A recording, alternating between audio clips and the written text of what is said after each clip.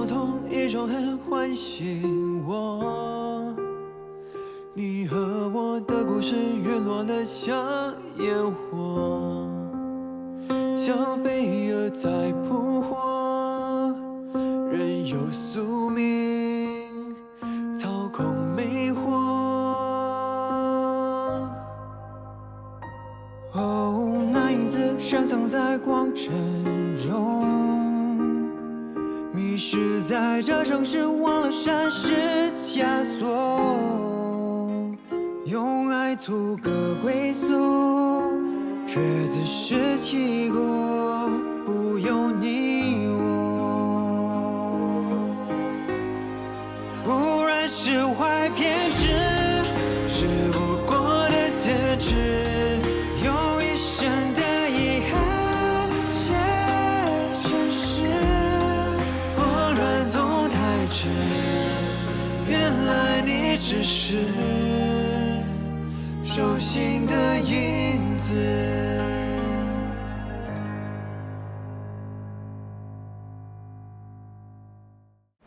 哥，你怎么了？没事的，没事的，先坐下来，把包给我。哥，扶一下。大家可不可以让一下，给我们一点空间？不好意思，大家让一下，退后一点，退后一点，谢谢。顾允泽，你没事吧？没事，没事的。发烧了。他前几天就感冒了，加上这几天忙东忙西，没有好好休息，今天又晒了一整天的太阳。我只是打了个喷嚏，鼻腔黏膜出血而已，很快就止住了。对呗？会不会是？放心吧，应该不是你想的那回事。一般人出血没什么大碍，不过你有白血病病历，等烧退了回来医院做详细检查，不要掉以轻心。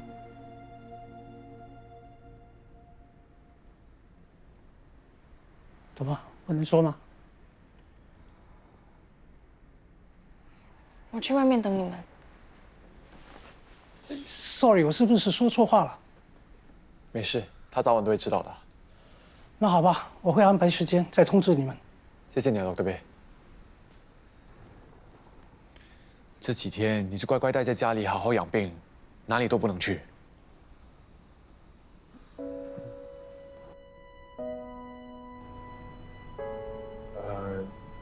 其实我的病是很久以前的事，现在已经好了。对不起啊，刚才是不是吓到你了？是我该说对不起才对，我的事连累了你，不好意思。我不介意的，不是连累，我是自愿想帮忙的。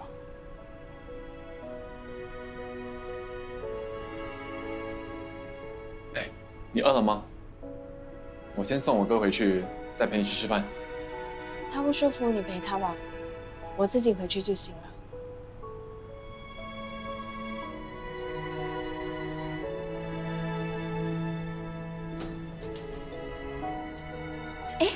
那么巧，是你们？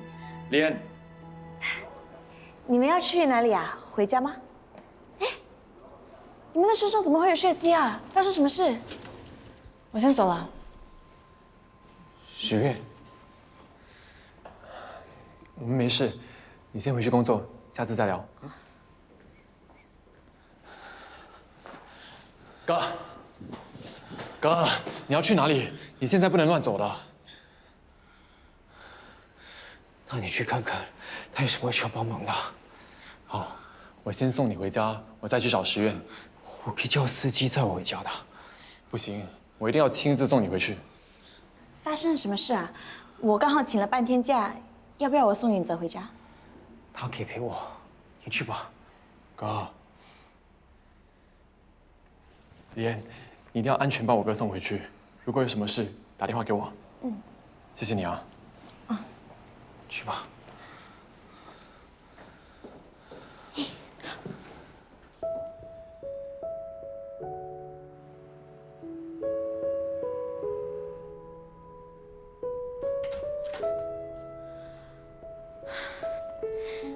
先喝点水吧。谢谢。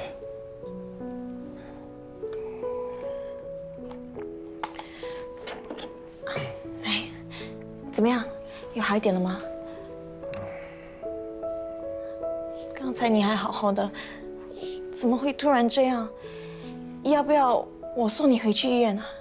不需要，我从小就习惯这样，休息一下就好了，没事的。可是我没有看过你这个样子。一般上小船是不会致死的，就算真的呼吸不到，还有半小时缓冲的时间可以送院的。小时候，我爸常跟我说你身体不好，可是我没办法想象你经历过什么。大家都以为你从小到大什么都不缺，可是他们都不知道你要承受的是什么。你不需要这样，反正我已经习惯了。你不用在我面前掩饰，我没有经历过，但是我能明白，我来不及参与你的以前，所以，我希望我可以陪你过每一个以后。我想做你的女朋友。女朋友？我知道我说话有点直接，可是我不想再骗自己了。我喜欢你。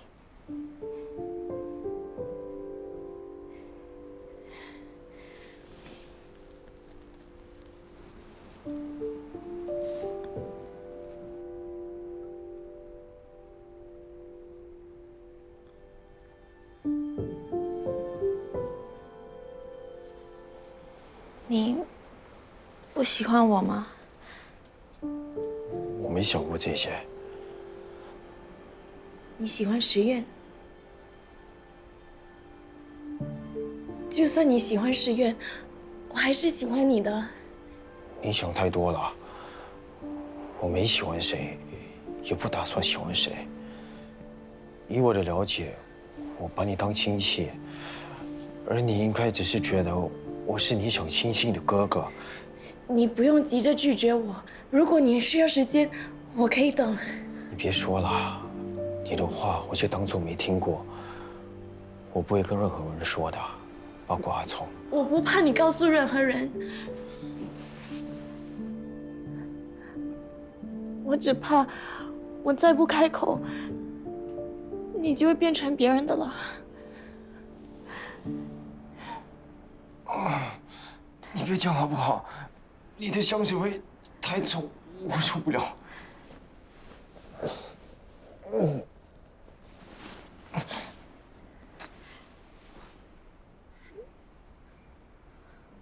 你走吧，如果你再留在我房里，说不好我的哮喘病发，需要送院了。允泽，你回去吧。那你好好休息。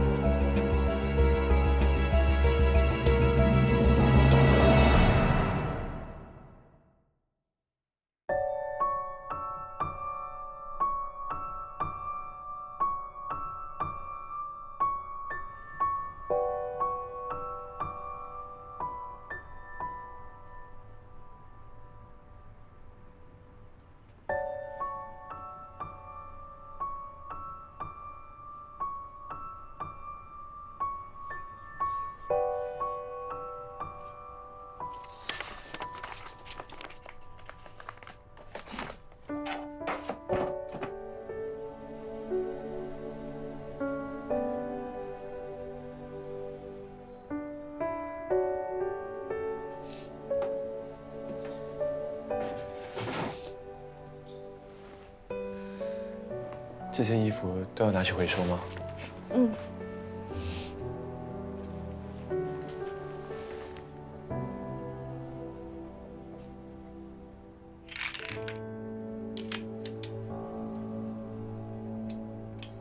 爷爷离开前的那几天，一直提到小时候的事。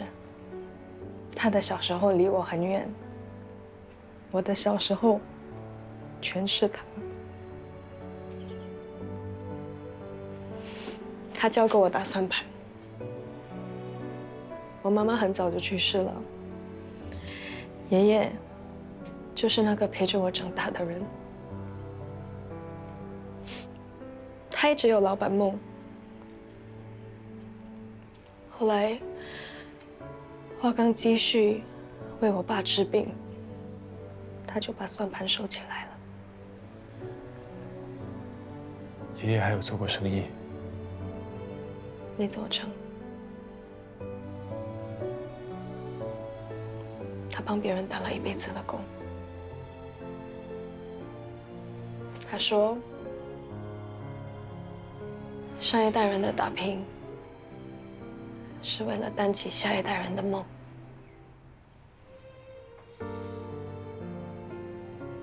他希望我有梦想，只有我活成自己喜欢的样子，他才不算白活。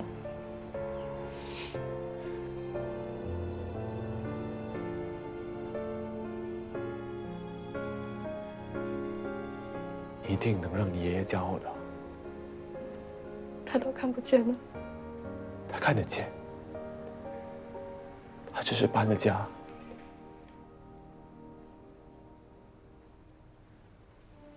从今以后，你爷爷就住在这里。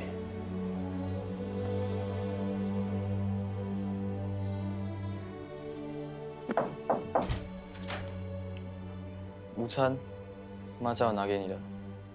你先吃吧，我不想吃。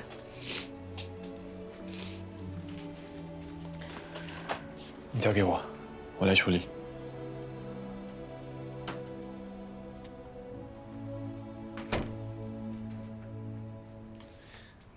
你从早上到现在都没有吃到东西，不要把自己憋坏了，先吃一点吧。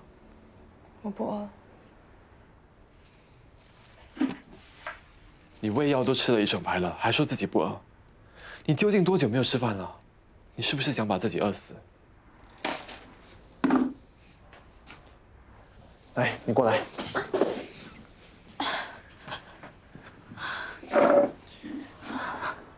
爷爷不会想看到你虐待自己的，你就乖乖坐在这里吃饭，东西我来收。我真的吃不下。你就尽量多吃一点，啊？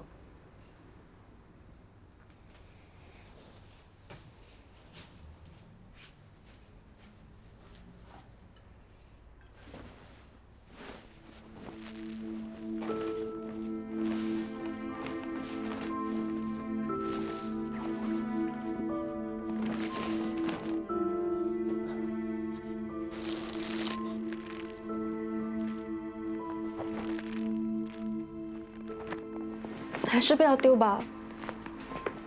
这些旧衣服收得这么久，爷一定舍不得拿去回收的。如果他回来看不见，一定会发脾气的。石苑，你不用陪我，我会没事的。允泽，他生病了，你会去陪他吧？我们真的很担心你。我很好，为什么要担心我？我已经做好心理准备了。几个月前就知道他会离开，我告诉我自己，我能够接受，只是我不知道为什么，我一想到他，心就会很痛。我一直问自己，陪着我长大的那个人，跟我有过很多回忆的那个人，他是不是永远都不会再回来了？他是不是不会再回来了？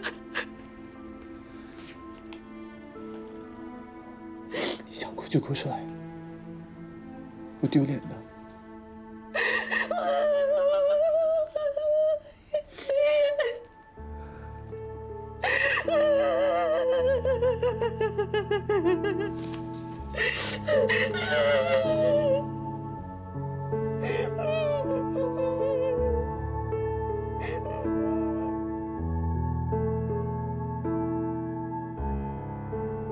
你不喜欢我吗？你喜欢石院？就算你喜欢石院，我还是喜欢你的。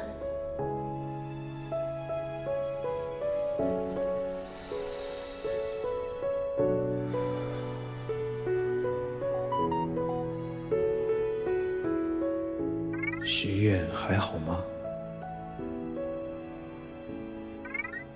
哭累了，刚睡去，我多陪他一下就回去。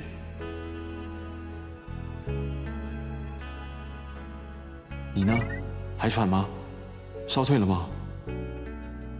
感冒再不好，就要去找 Dr. Bay 了。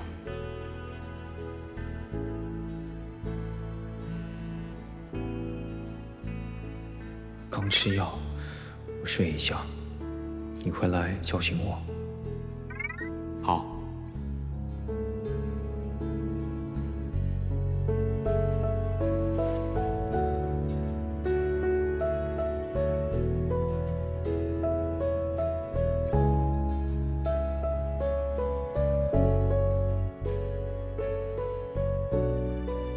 你安心睡，不要怕，我陪着你，不走开。我是不是快死了？哥，你别怕，我会陪你不走开。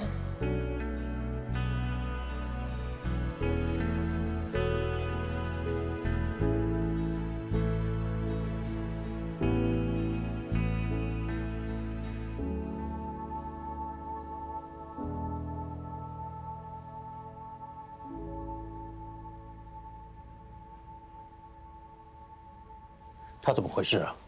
不清楚，前几天开始感冒，今天中午从外面回来，吃过药就睡了。云聪呢？他去哪里了？他们一起出去，不过小少爷还没回来，是李安小姐送大少爷回来的。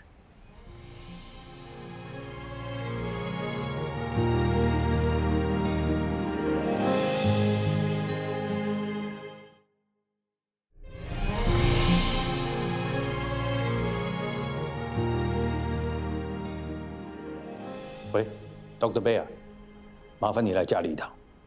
允泽病啊，爸，我去看哥。你站住！你早上带你哥去哪儿了？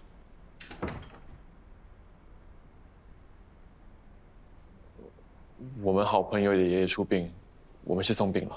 你带你哥去那种地方，然后丢下他一个人，让他自己回来，你做事有没有分寸？哥不是自己一个人回来的，我有拜托李安把他安全送回来。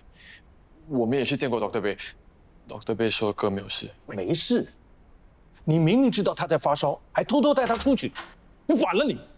爸，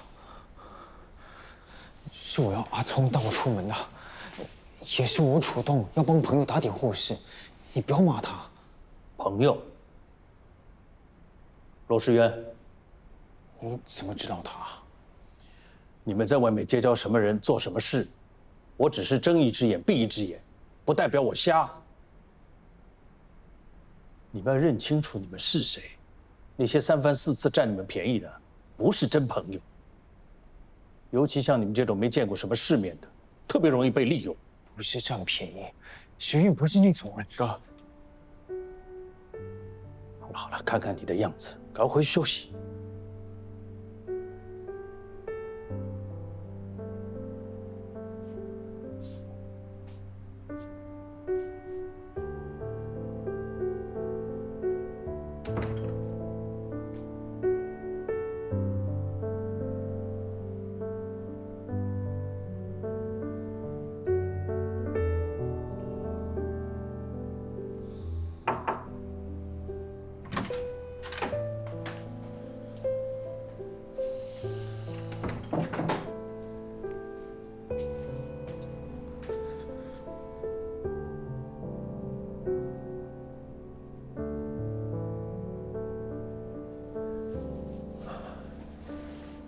你多久前吃药啊？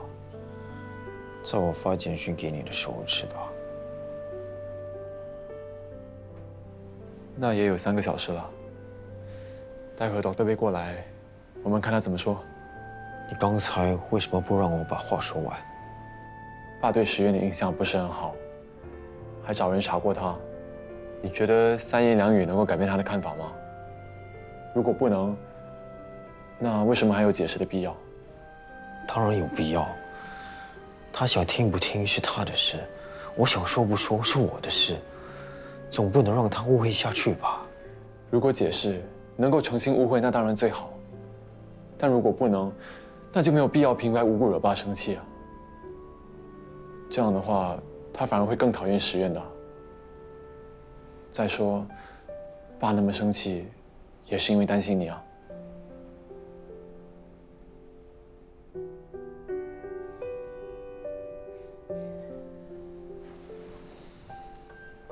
哥，对不起啊。我知道我说过我不会丢下你的，可是这次我没有陪你回来，爸骂我也是应该的。不应该，该被骂的是我。出席丧礼本来就是我的决定，你能有你自己想保护的人，我为什么不能有我在乎的朋友呢？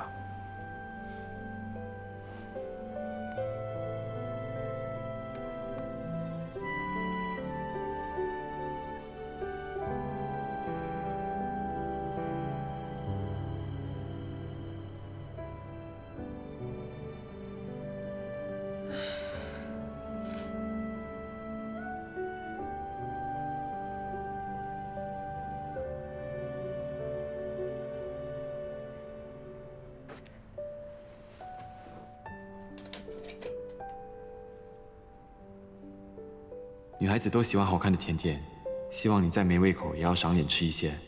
我不知道你喜欢什么口味，所以都买了一些。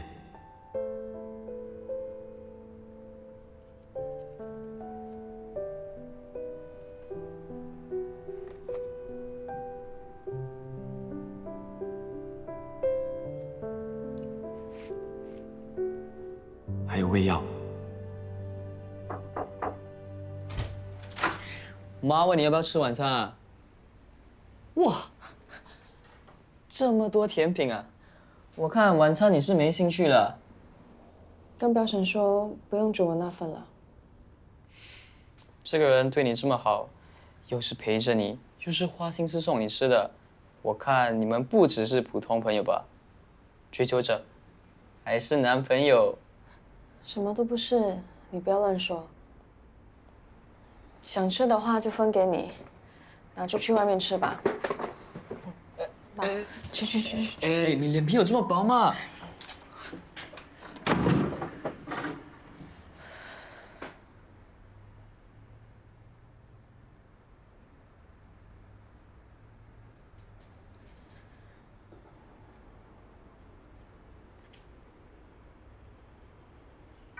谢谢。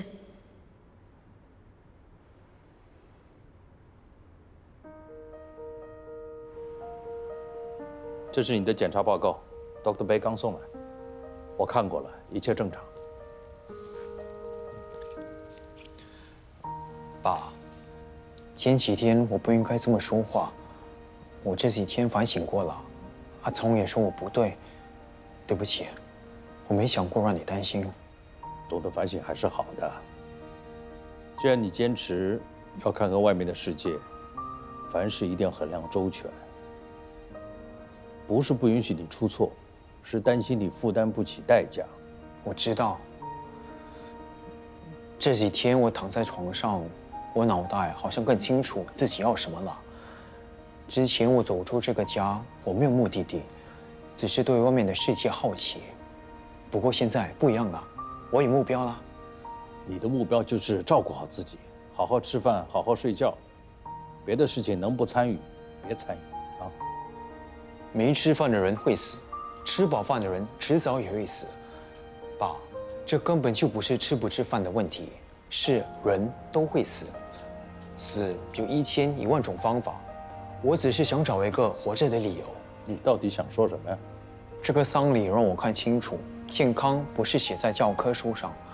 每个想活久一点的人都有膜拜的真理。我很意外，还有很多人对区区流鼻血的急救常识都有认知错误。试问这些人要怎样照顾好自己的健康呢？所以我想帮他们。笑话！天底下无知的人很多，你帮得过来吗？哎，收起你和你弟弟那套不切实际的想法。我告诉你，就算世上有英雄，该死的人一定会死，想活的人总有办法活下来，不需要你们多管闲事啊。我知道你不会凭我2、3句话就赞成，所以不用说的。计划书。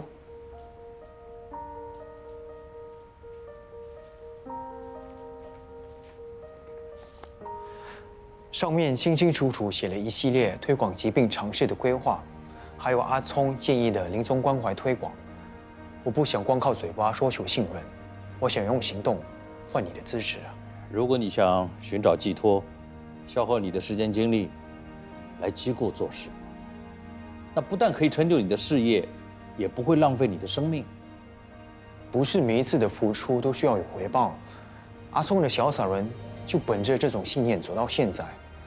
有时候帮一些人做一些事是注定没有回报，但是就是想要义无反顾。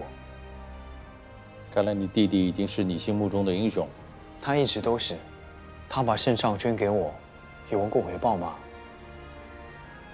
如果不是配合我的脚步，如果不是怕你反对，他能做的远远不只是小散人。如果不是我，他什么都不是。仅仅为了3餐就够他奔波的，哪还有闲情管别人的死活？他还是会的，因为他是他。你一直强调要在乎自己以外的事，那是因为你没察觉自己也有在乎的人。你不是一直在保护我吗？好吧，你的计划书我会看一看。但是康龙有康龙的经营方式，我不能因为你徇私。我能给你最大的支持，只能做到我不反对，但不代表我认同。这样就够了，谢谢吧。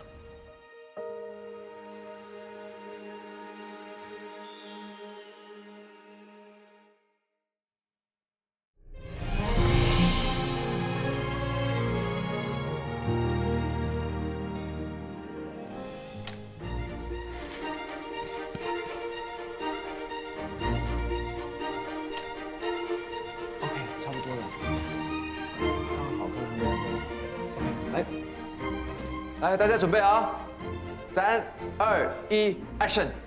什么是临终关怀？很多人片面认为临终就是等待死亡，生活已经没有价值。其实，所谓的临终关怀，提高他们的生活质量，是对临终病人最有效的服务。我有点好奇啊，政府部门向来都积极做慢性病推广，你们为什么还对这一块感兴趣呢？因为我们发现推广是一回事，一旦大众和这些病痛没有切身关系，求知欲自然会降低。要做到普及化，需要各界配合，无孔不入。这个小孩子怎么自己一个人呢？怎么了，弟弟？你为什么自己一个人？爸爸妈妈呢？嘘，他们在楼上，我偷偷下来找医生。你自己一个人来找医生啊？你找哪个医生呢？看医生叔叔能不能帮上忙？我要找一个名字有 BEH 的医生。Dr. B， 你找 Dr. B 有什么事吗？我就是 Dr. B。那你可以医好我妈咪吗？她又生病了，刚才我看见她哭。这是你病人的孩子吗？就是我跟你提过的朱太太，她的孩子。小朋友乖，你不能一个人到处乱跑，你爸爸会担心的。医生叔叔带你上楼去，我先上去了。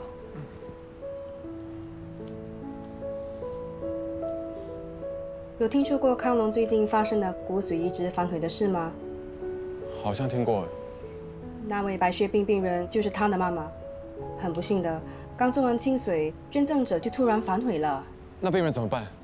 不能怎么办？程序不用我解释，你们2个也有经验。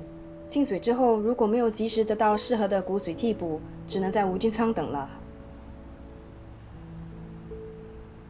哈，这白血病的妈妈真的很可怜哎，她儿子才6岁。临时反悔捐赠的例子在国外很常见，不过清髓之后才反悔的，确实很倒霉。清髓之后免疫力等于0，如果再等不到骨髓，她就死定了哎。所以今天我们叫大家出来，就是想拍摄一段认识血癌的推广视频，呼吁大众参与骨髓捐赠，看能不能来得及为这位血癌太太做一点事情。就算真的来不及，也希望以后不会再有人因为捐骨髓的无知，发生类似不幸的事。我真的好生气那反悔的人哦，换作是我，我一定找律师告他。其实也很难定义捐赠者有错，毕竟都是自愿的。就好像 Dr. Han 说的，这不是是非题，在情理上，身体是他们的，不想捐也不能怪他们。允泽哥哥啊，还好你是上天眷顾的，有最好的医疗团队，还有义无反顾爱你的弟弟。10月了，其实我不是故意想隐瞒我生病的事，我只是怕你。不用告诉我，我尊重你的隐私。哈，你不知道哦，是我大嘴巴 ，sorry。他之前已经听说了，我只是来不及解释，怕他误会。哦，时间也差不多了，我们出发吧。哎，我接个电话，是安迪恩。喂，我们没有回去了，有拍摄。你别紧张，慢慢说。好，我现在就回去。怎么了？安迪恩家里有急事，小散人有一些重要文件需要我回去交接。好，那你先回去。可是你们这里有人帮受访者化妆吗？真的没有问题哦。顶多就素颜上镜，应该没事吧？好吧。有空见面吗？我有话想跟你说。我知道谁可以帮忙了。等我放在这里啊。好。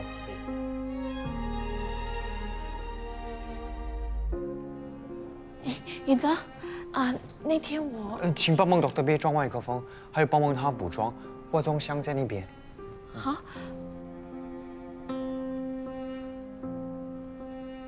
准备啊 ，Action！ 我是一名白血病康复者，我深信所有白血病患者的故事都从不幸开始。据数据显示，新加坡平均每天都会新增5到6宗血癌病例，每年大概会有2000名血癌确诊者。每年等待骨髓捐赠的病患高达300多名，成功获得骨髓移植机会的病人只有区10多人。别让白血病患者的不幸成为听了就遗忘的遗憾故事，请勇敢成为骨髓捐赠者，给白血病患者第2次生命。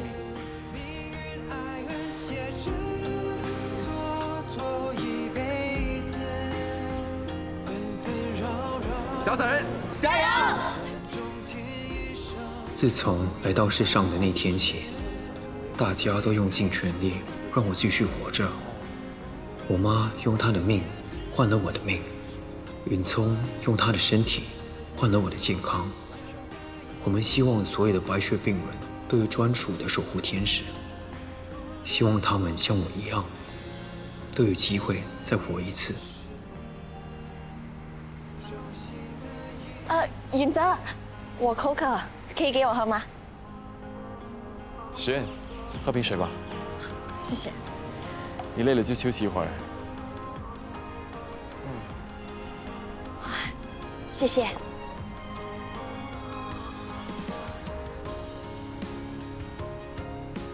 Hello， 未成年可以捐吗？小灰灰，等你过了18岁之后，我再帮你登记吧。好，那我帮帮你们。跟我来吧。虽然生死离别早有安排，但是只要人心对温暖还有眷恋，生命就还有希望。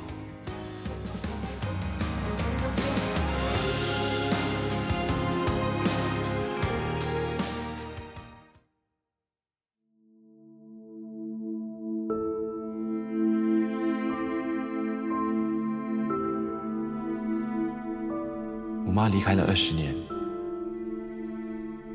曾经的那个自己也像她一样，每天都盼着妈妈能回家。如果平凡的愿望能被成全，我希望每个孩子都能在妈妈的身边长大。帮你画了太阳，不会怕冷了。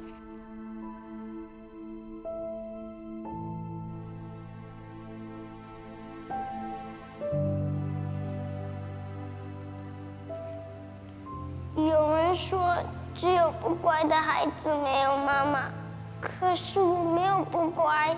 天使为什么忘了保护我妈妈？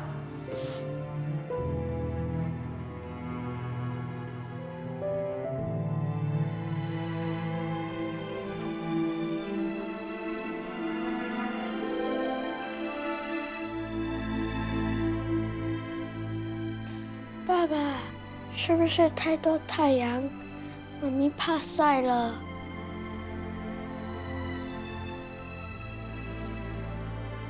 妈咪不怕晒。如果她不怕晒，为什么躲起来了？妈妈去当天使了，她离太阳很近，以后都不会怕冷了。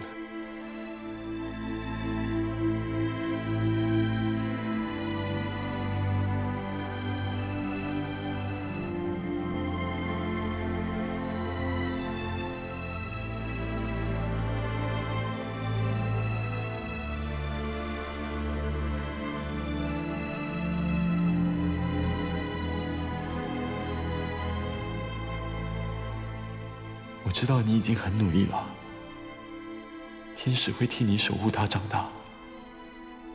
如果想念她，要记得回家。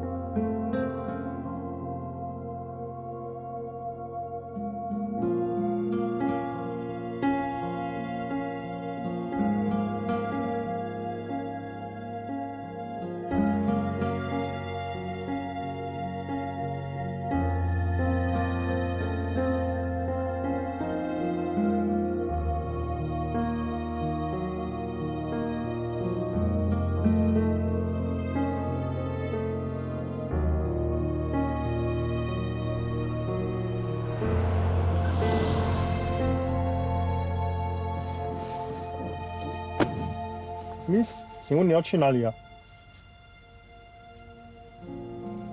Bukit Timah。Bukit Timah 哪一段呢？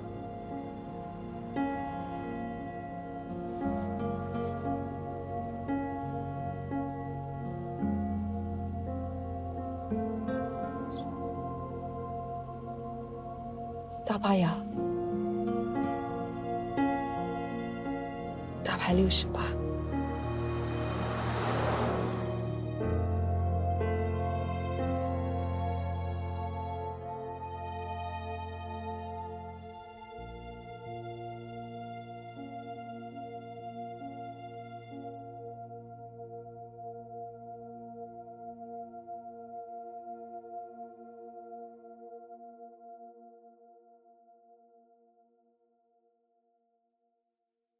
爸爸陪我玩。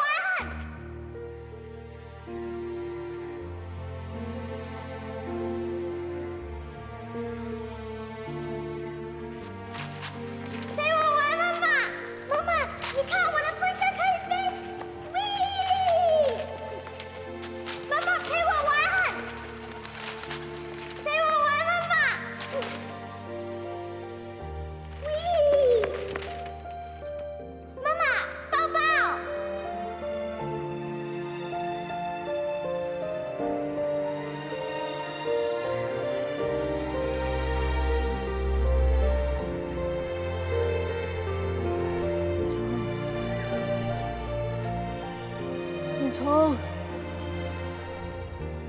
云冲，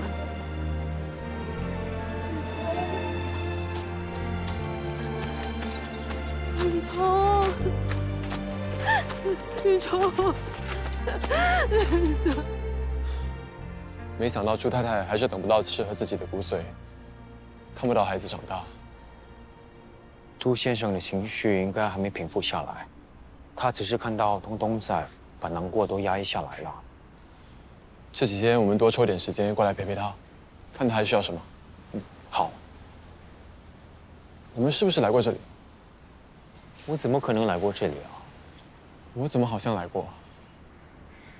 你是不是来过这里送救济品给谁，然后忘了？可能吧。还痛吗？没事，我又不是第一次给人家咬。你以前啊找不到妈妈的时候啊，比东东咬我还凶呢。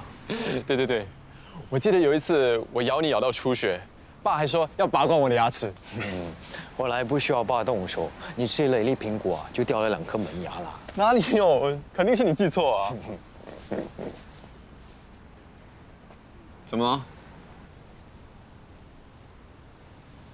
他是不是在哭啊？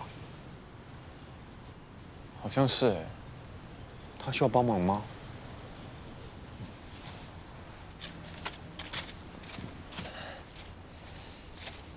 安迪，发生什么事啊？你需要帮忙吗？安迪，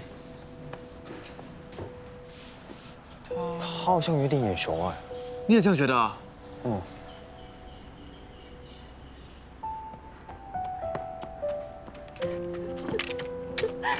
小心！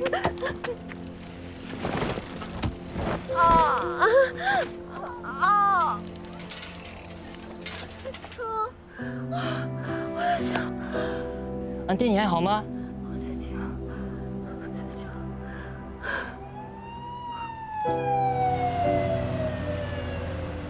太太，你不能走了，你的脚骨折了，医生说。没事，我还是不看了。太太，你的脚要上固定器。太太，你不能再走了，出事怎么办？我没事的，我行的，不用再麻烦你了啊。太太，小心！你不是顾太太吗？董德培，你没事吧？哎，Dr. 贝，你怎么在这里？懂得，太太她。太太，你的脚伤要上固定器，安排住院观察。你这样伤势会加重的。我没事的，谢谢你们啊。哎，顾太太，没人陪你过来吗？还是你的脚不方便，你在等人过来接你，你才走啊？你的伤还是处理一下比较好。哦，顾先生在楼上，我帮你通知他好吗？顾先生应该很忙，不要打扰他了。Frankie 在吗？一种痛，一种恨唤醒我。你和我的故事陨落得像烟火，像飞蛾在扑火，任由宿命操控魅惑。哦，那影子深藏在光尘中，迷失在这城市，忘了山是枷锁。用爱图个归宿，却自食其果，不由你。